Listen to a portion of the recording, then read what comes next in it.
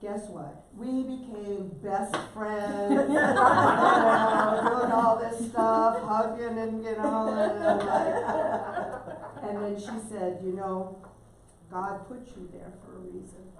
And I said, yes, he did. Yes, he did. And you almost Mellow out. so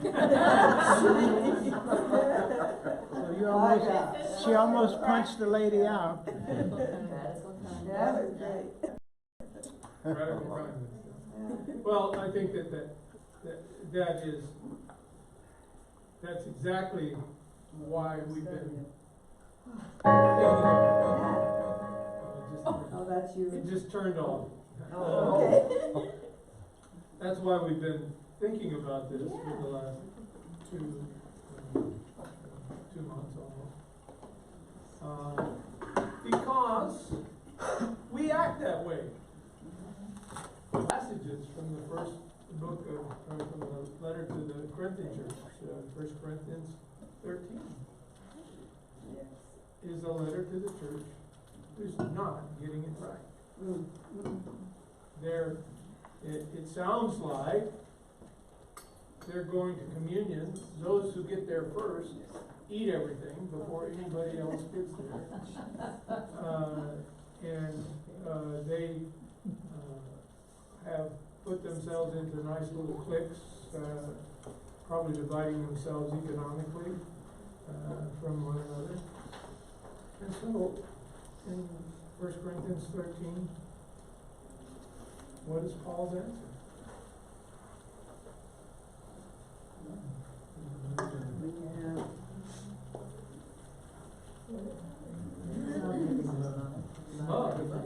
Love. These three abide: faith, hope, and love. And the best of all is love. He talks about what love is: patient, kind, forbearing. Go ahead. Somebody's got it there. You can read it. Somebody want to read that out loud? Love is patient, love is kind, love is not envious or boastful or arrogant or rude. It does not insist on its own way. It is not irritable or resentful.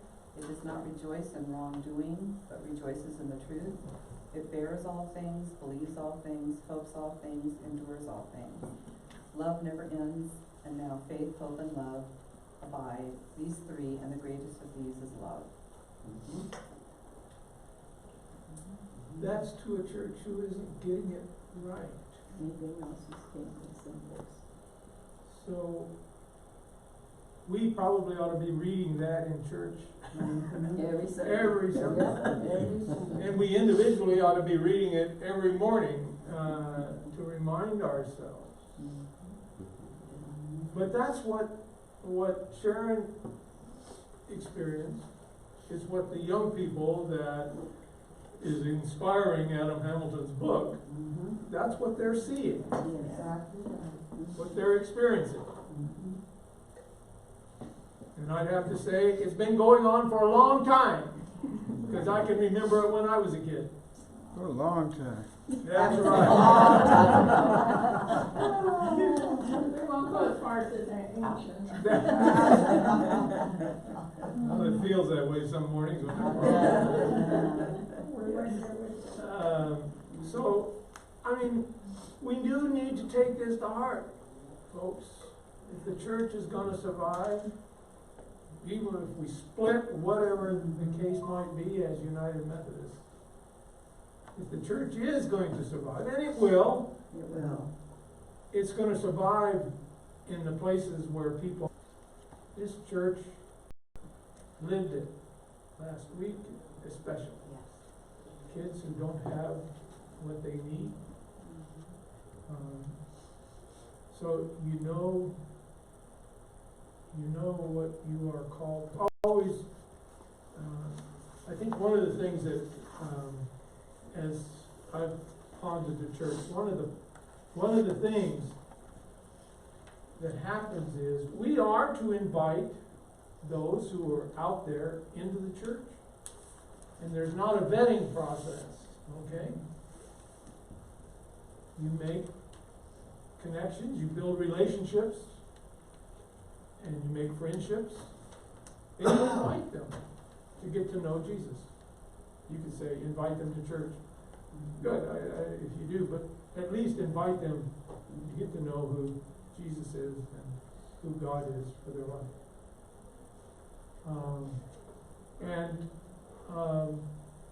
But there's no vetting process, and Jesus didn't clean us up before he invited us in, and you're not going to clean up those that we invite before they go. So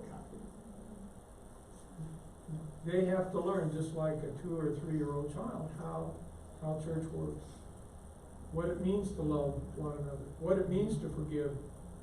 Because if they've come out of the world, they don't know what forgiveness is. They've come out of the world, they're not too sure what trust is, probably.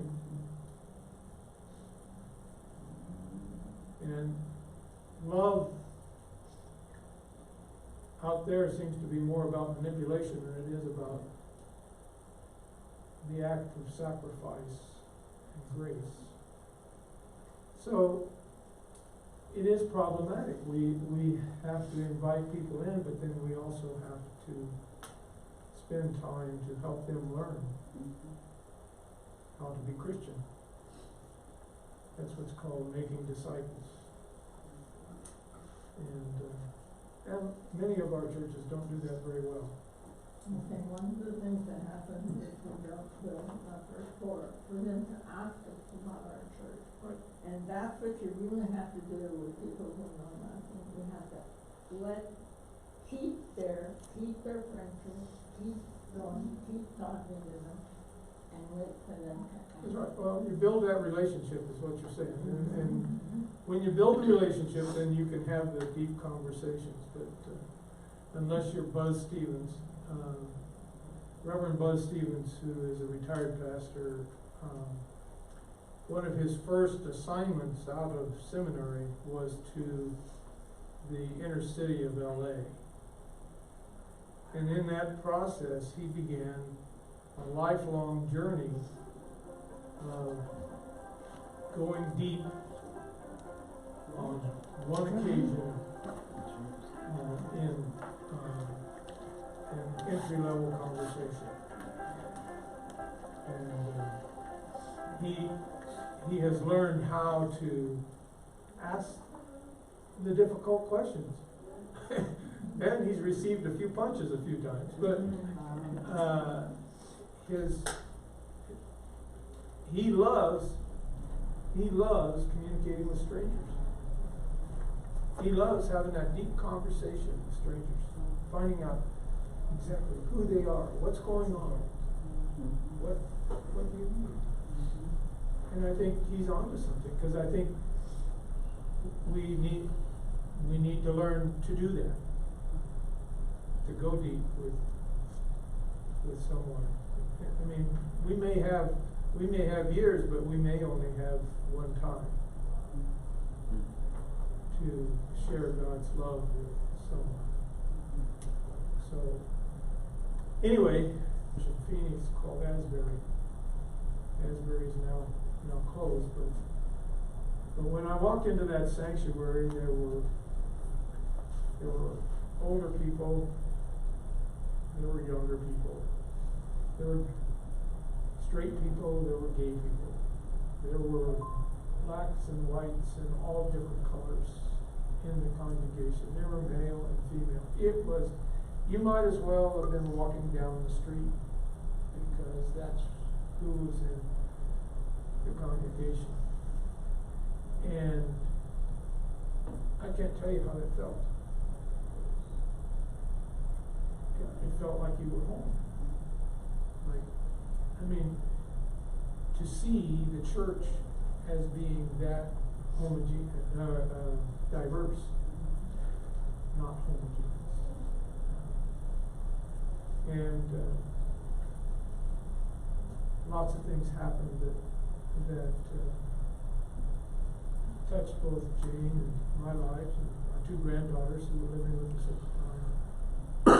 It really opened us up.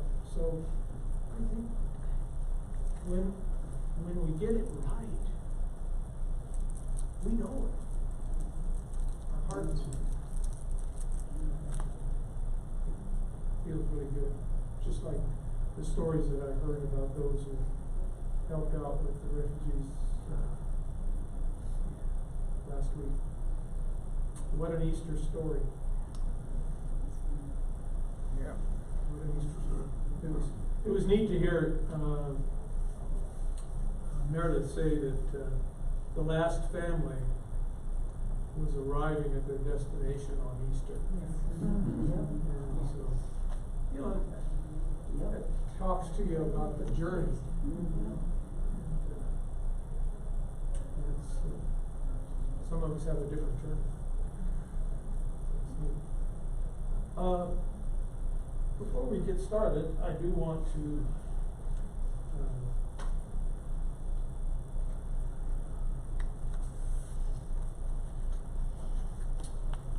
start us with an opening prayer, and then I have a reading from 1 John that I will share. And an attitude.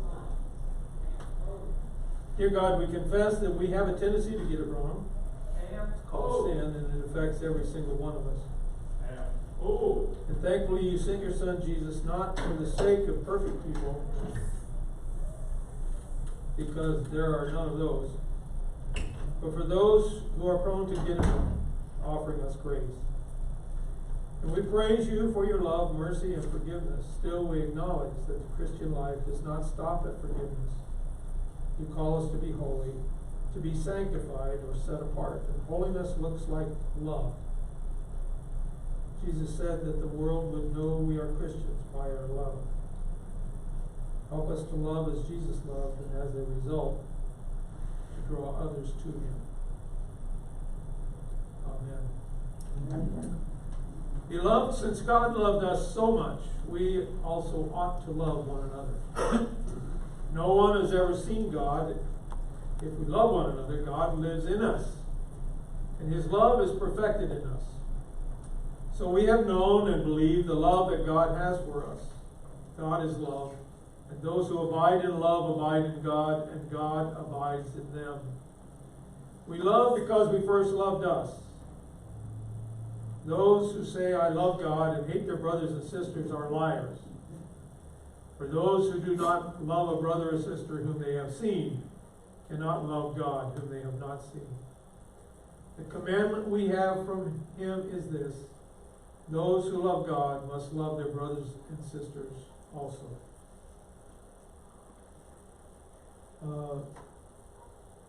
What was Thursday this past week?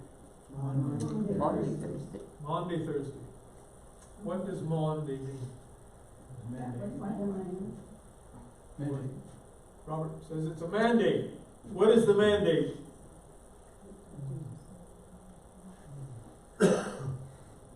Love one another as I have loved you.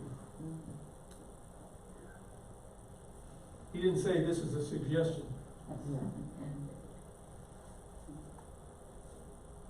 He says this is my mandate to you. Tell me a little bit about this word that we use for love. Agape. Philadelphia.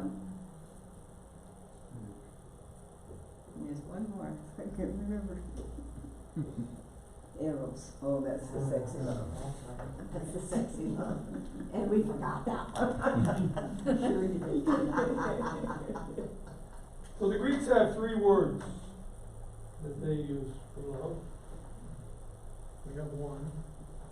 But which one of those 3 is Jesus talking about, and John talking about, and Paul talking about? Which one are they?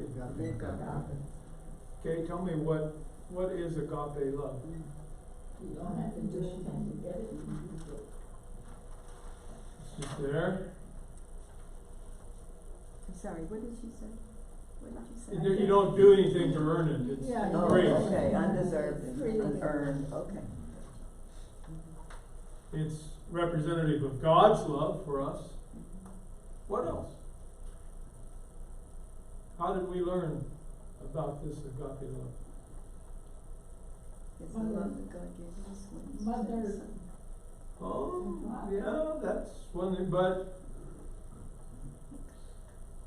what did we just celebrate last week? Resurrection, The resurrection of I mean, Christ. but what happened before the resurrection? the crucifixion. Crucifixion. Which we see as, A friend laying down his life for his friends. what's another word for that? Sacrifice. Sacrifice. Sacrifice. Agape love is a sacrificial love. Is it a feeling? A feeling? Yes. No. Not necessarily. It's a choice. Something we choose to do. Especially when we don't feel like it. Like you chose to come and spend the night with people you didn't know.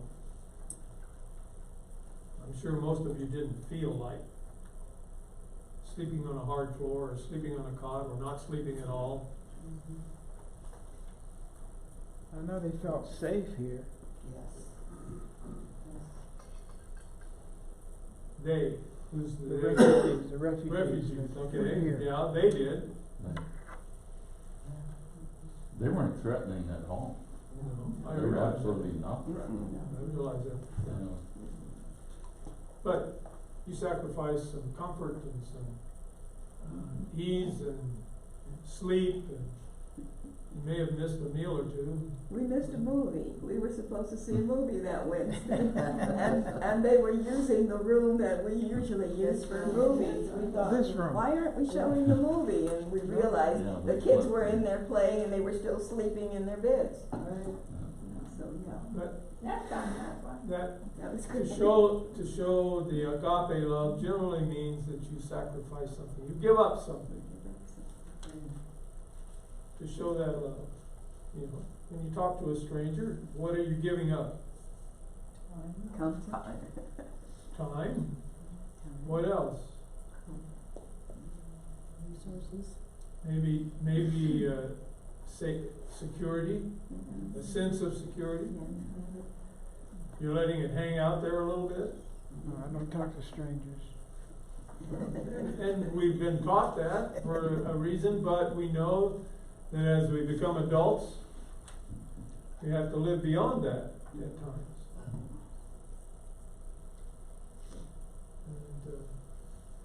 And in Sharon's case, the story that she told, to lean over and to say, when you feel like, man, I'd like to punch this person in the mouth, but to lean over and say, Happy Easter. Yeah. First of all, it's not the feeling, it's the action that you do. Love is, and in chapter 13 of Corinthians, Paul is saying this is an action. Something you do. It's not just something you feel like. You act. To be forgiving is to act. To show kindness is to act. To have patience is to act at non-acting. It's to choose, not to do what we feel like doing. So, I think in all of this, we decide, we have to decide and we have to choose to love. Even, one of Jesus's big differences that he throws out to us in his teaching is we're to love not only our friends and our families, but our enemies. And that means to the action that maybe we don't have interaction with them, but we can pray for them. And what would you pray for the enemies? That they become like us? No. Pray God's will in their life. So Questions? Comments? Is this easy? No, it's not easy, but necessary. Hasn't been easy for me. Easy, everybody said it, it's not easy. So, it's not an easy thing to do, so we have to work at it a little bit. And in that working process, there's another word that Wesley made pretty prominent to us when we talk about grace. What is God doing before we even recognizing it?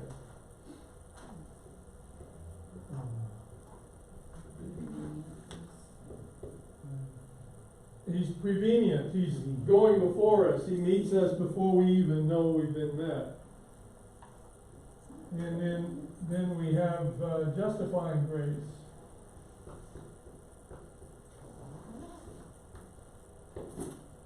And that's when we finally, the light bulb goes on and we say, wow, look what God's doing. I want a relationship. I want to work on this relationship. And after that, then there's this time of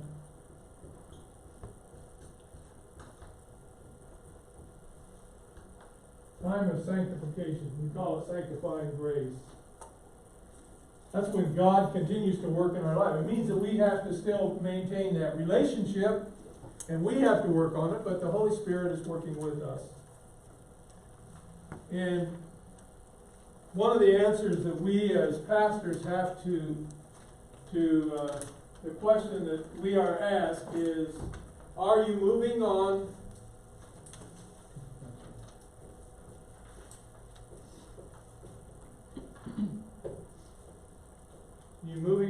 to perfection?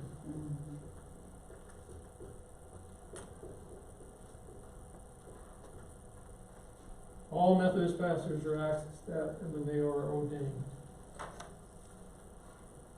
Does that mean that I plan to be perfect at some point in time? Yes. I'm not that crazy. But I do plan to become more loving like Jesus. Well, Ed, And the idea of perfection in Wesleyan terms is to be loving as Christ is loving. Yes, I'm just curious, how old were you when you were ordained? 55. He's still planning on being more loving. Yep. I still am. I ain't there You yet. started? I have started. You talk like a preacher. Well, I miss something if I don't. We would too. So it's not about becoming error-free. It's learning to love. Learn to love like Jesus, to be able to look past and still continue to love. You know, you didn't feel like you were treated justly, but yet you learned to love. Be loving. Doesn't necessarily mean that our heart is always along with us in doing it, but if we're doing what we know God calls us to do, hopefully our emotions will catch up with that over a period of time. But I think that one of the things, though, that I really want to emphasize is that we do get it right from time to time. Even though our tendency is to get it wrong, we do get it right. And I have one of the pastors that I love most is, he would say, you cannot judge the church without first considering what the mission and the goal of the church is. Its task is almost insurmountable. We are to be transforming of the world. We're to change the world. That's the purpose of the church. purpose of the church in the world according to Niebuhr, purpose of the church in the world. I think Sharon's story illustrates why we have a class. So, how, any questions from, or anything come up from last week's session? We didn't get a lot of time to talk about some of the LGBT issues. In looking at this,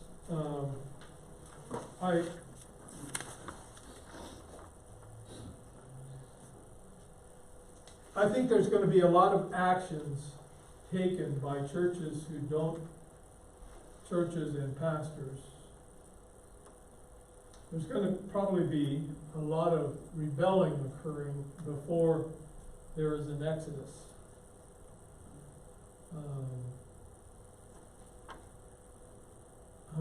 I look for, like Church of the Resurrection is withholding apportionment payments.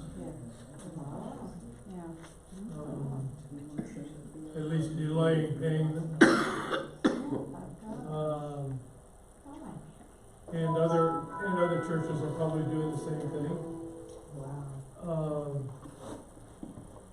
Pastors are pledging to continue to do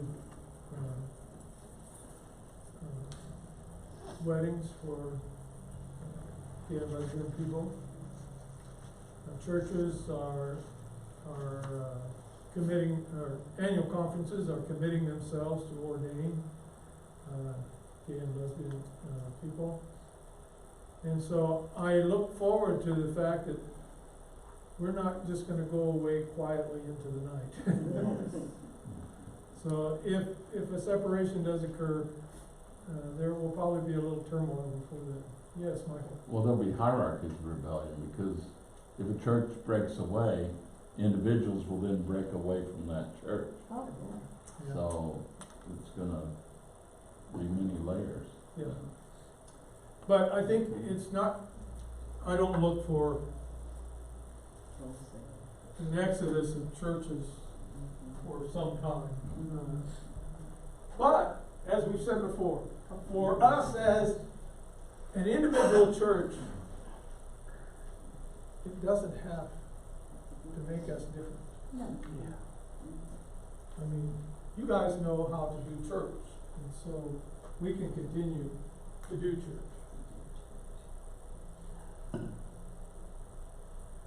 Don't look. Oh, dear. Not the same as like that. We got it? Yeah, we got it. Says welcome. Says welcome, yeah. If you know what it is, you can buy it.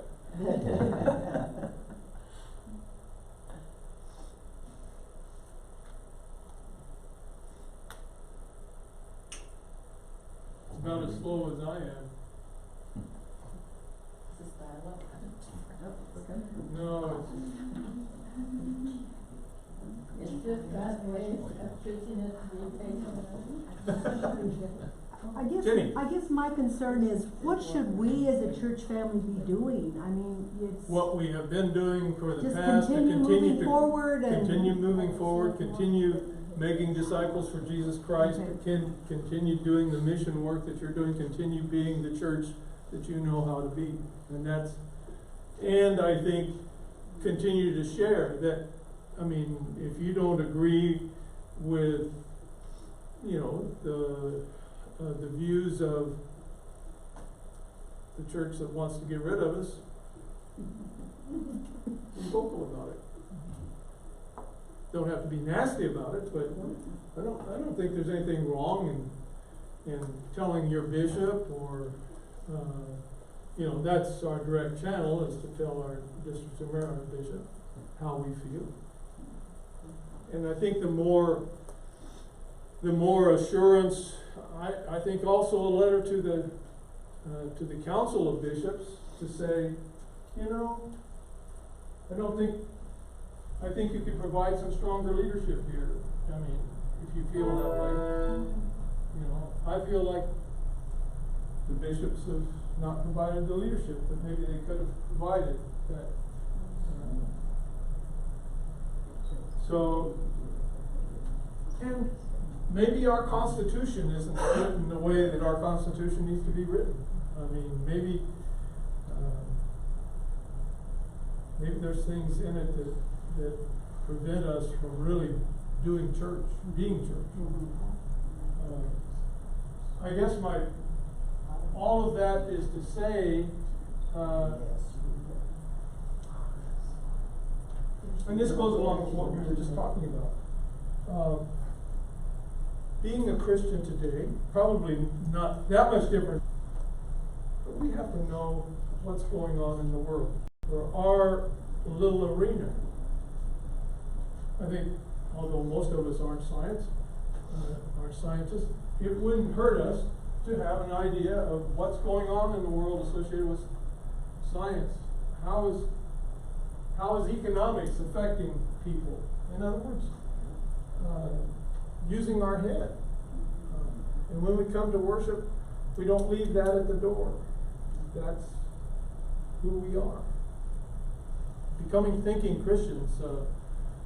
John Cobb, who's a professor emeritus at Claremont, I maybe shared before, but he wrote a little book called Thinking Christians back in the 80s.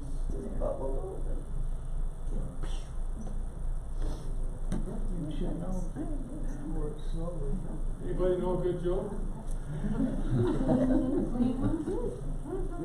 Yeah, Ed operating the equipment.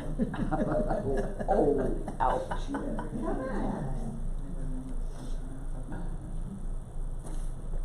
Let's see, I watched the Magnificent Seven this morning between 4 and 6 o'clock.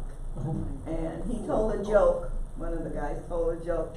He said that there was this bandit and he jumped off the tall building. Oh, you don't want to hear my joke. He jumped off a tall building, and as he passed each window, the people inside could hear him say, "So far, so good." Ow! Over the last few years, I have found an increasing frustration on the part of younger adults with Christianity.